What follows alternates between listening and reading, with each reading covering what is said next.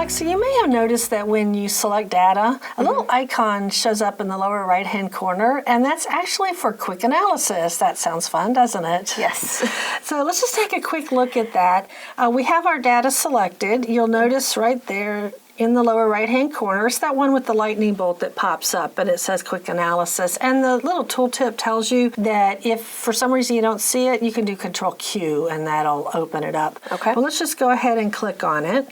And you're going to see some familiar things. There's 5 headings across the top right now, although I will tell you, depending on your data set, these options may change, what you see here.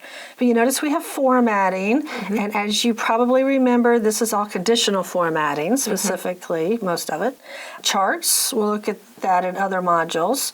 We have totals, where we can go in and do the basics, sum, average, count, and then there's also some running totals. You can do sums off to the side. You notice that as I hover, it's showing me what that's going to look like, give me the little preview, which is nice. Of course, we were looking at tables in the previous modules, so this is another way to create a table. So we looked at one way using insert table. There's several others, but this is yet another way to create a table, or of course a pivot table, and then spark lines. And all of these things you can do another way, right? It's all on the ribbon. There's shortcuts for all of these, so it's nothing new, but it's quick analysis, so it's quick ways to do it right here. So if we wanted to create a table now, you would just go ahead, click on it, and then this creates the table like we talked about earlier. Okay. Now that I know what that icon is, I can use it to manipulate my data.